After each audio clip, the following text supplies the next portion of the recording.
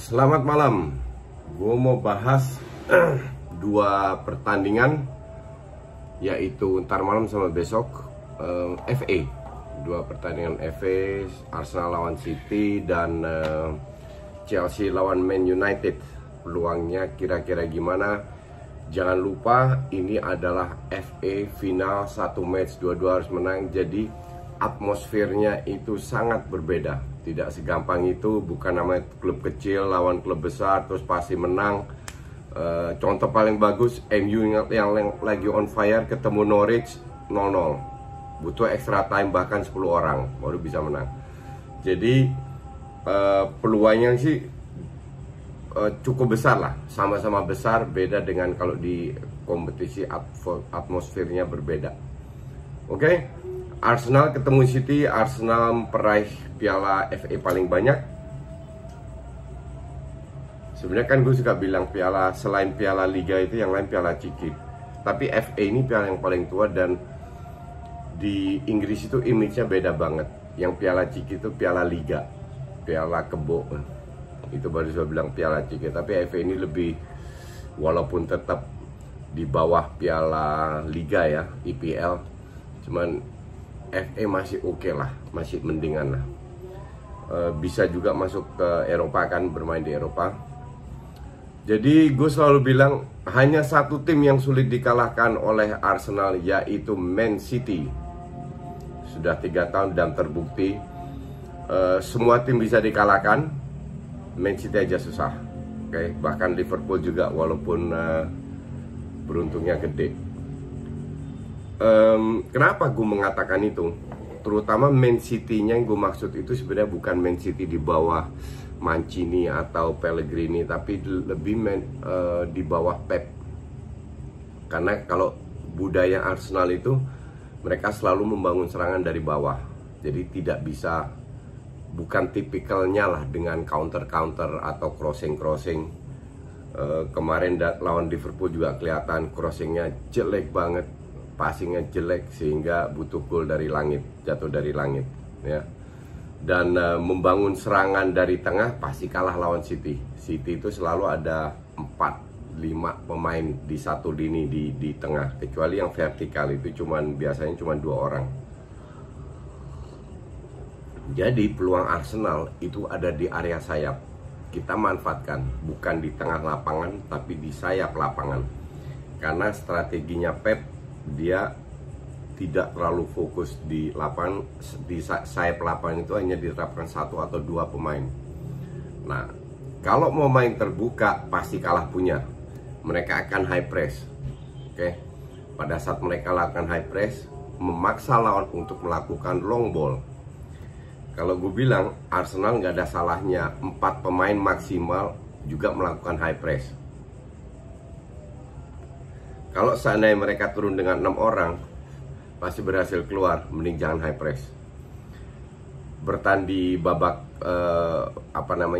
babak sendiri aja, dan berani memotong, mengunci pemain dengan 2 orang. Jadi yang di belakang murni zona, satu lini di belakangnya itu lebih mobile untuk memancing lah, kasarnya begitu.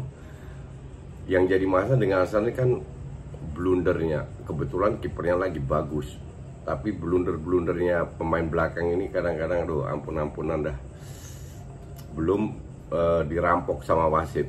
Jadi kalau asumsi semua berjalan normal, Arsenal bisa melawan dan butuh keberuntungan pasti. Tapi jika Arsenal lebih fokus ke sayap, taruh PP, Auba dan Lacazette di depan, gue rasa ada peluang. Tergantung efektivitasnya. Lawan tim-tim, lawan Soton contohnya, Soton parkir bis nggak tembus sama sekali. Di situ City musim ini itu kesulitan. Oke. Dan City kan berapa kali kehilangan poin. Jadi nggak selalu superior seperti 1-2 tahun yang lalu, dimana mereka menjadi juara. Jadi at least ada peluang, yaitu dari sayap, dan terutama crossing dari lini tengah itu harus lebih akurat. Mereka bermain 3 back. Kalau gue gue tidak turunkan Kolasinac tapi Tierney, Holding, dan Sokratis. Minimal masih kuat dengan bola atas, bisa membantu serangan karena Holding paling tinggi kan. Tapi at least, atau kalau mau juga bisa juga David Luiz, Holding, dan Sokratis, atau David Luiz, Holding, dan Tierney. Tapi Kolasinac for sure enggak. Di tengah, pemain tengah jelas Saka dan Ceballos. Kanan Bellerin, kiri Saka. Oke. Jadi nggak ada Willock, Nketiah cedera, Cedric Suarez cadangkan, kasih Bellerin lagi kesempatan. Nah, kenapa Tierney? 3 pemain belakang ini kan nyaris nggak ke depan. Tierney itu butuh speed untuk ngimbangin Mahrez, ngimbangin Sterling. Holding untuk membantu serangan dan bola-bola atas, karena City pun nggak begitu kuat dengan bola-bola atas ya. Jadi kalau itu dilakukan seharusnya mereka ada peluang.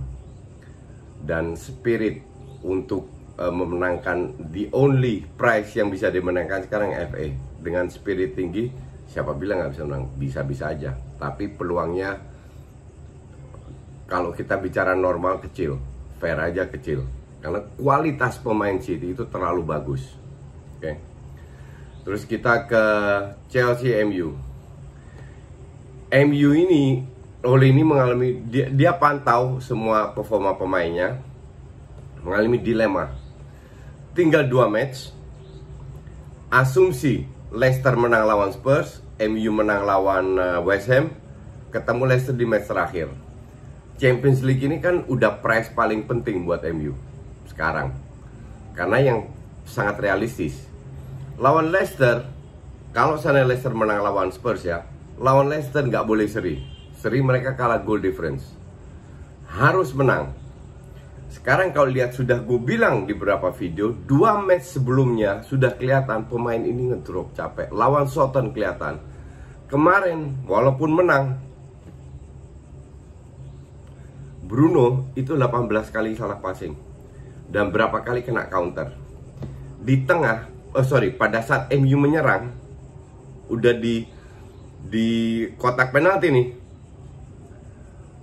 bola ada di sayap, Pogba jalan kaki loh, asli jalan kaki. Dan Bruno pun sempat berapa kali terjadi, murni mereka kecapean. Tapi di sisi lain, MU tidak perform tanpa best 11 ini. Kalau Luke Shaw nggak ada, Fosu Mensah main, oke lah, nggak begitu krusial, masih bisa lah. McTominay aja menggantikan Matic sudah kelihatan ngedrop, nggak sebagus Matic. Oke.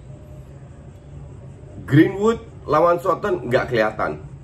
Kemarin masih oke. Jadi ketidak konsisten ini masih ada, mengandalkan kualitasnya Martial dan Rashford. Tapi kalau seandainya Bruno sering bikin kesalahan, yang jadi PR kan Bruno salah passing di counter. Dan Bruno bukan pemain yang paling cepat. Yang ngejaga, yang nge-backup ini, itu kalau gue bilang nggak kelihatan. Maka dari itu dapat kemarin beberapa kali counter. Itu yang menjadi bahaya. Itu yang menjadi masalah yang harus diatasi oleh, apakah memainkan pemain inti 11, padahal ini cuma selang berapa, 3 hari kalau nggak salah, atau menurunkan rotasi. Kalau rotasi ya kemungkinan besar kualitasnya menurun. Oke, jadi ini yang jadi PR, di mana sebenarnya sangat sulit untuk diprediksi karena tergantung line up-nya. Kalau kita bicara asumsi oleh menurunkan 11 terbaik, kecuali Luke Shaw karena dia cedera, Williams cedera, Fosu Mensah masih bermain, nggak ada masalah. Dari sisi permainan, MU masih satu level di atas Chelsea pada saat ini dengan 11 pemain. MU mainnya mengalirnya, solidnya, sudah saling kenal, saling tahu. Dengan 11 pemain terbaik ya, itu top lah. Tapi kalau tidak, ya semua masih terbuka. Sementara Chelsea kita tahu performanya menurun, drop abis. Bisa dibilang hampir semua pemain. Terlalu ngandelin Pulisic, Willian ups and down, Giroud lumayan bagus, tapi yang jadi masalah kan lini belakang. lini belakang, sebut satu pemain yang bisa diandelin. Kalau gue bilang nggak ada pemain yang bisa diandelin. Alonso, Aspi udah terlalu berumur. Ketemu Rashford sama Martial sama Greenwood diajak sprint, selesai. Reece James nggak banget. Gue lihat cuplikan sama Reece James, aduh, kalah adu sprint lawan siap berkali-kali, kalah lawan sprint, terlalu lelet. Terus lu mau ngandelin siapa? Kepa pun nggak bisa diharapin. Christensen, Rudiger nggak kalah banyak kesalahannya. Nah, itu yang jadi masalah. Kecuali 4 pemain belakang ini kebetulan lagi bermain bagus. Belum lini tengahnya, nggak ada Kante, Jorginho fine, top, bagus, bisa kontrol. Tapi lu Mason Mount sama Barkley atau Loftus-Cheek nggak bisa diharapin. Mason Mount terlalu tidak konsisten, kadang bagus kadang enggak. Apalagi kalau Barkley sama Kovacic diturunin, gue selalu bilang pasti enggak. Jadi ini akan menjadi pertandingan di mana banyak sekali minus plus point dari kedua tim dan sangat sulit diprediksi. Harusnya Frank Lampard belajar dari kesalahan-kesalahan lawan MU, terutama dari counter. Itu harus bisa di cover. At least wingbacknya nggak terlalu ke depan. Jadi tidak terlalu mengandalkan wingback untuk mengantisipasi counter. Karena kelemahan Chelsea pada saat lawan MU adalah counter. Dan kita tahu sendiri betapa kencengnya 3 pemain depan, pemain depannya MU. Jadi untuk gue sih pertandingan yang sangat menarik untuk dipantau, lihat kesalahan-kesalahannya di mana. Oke, itu aja dulu. Thanks for watching.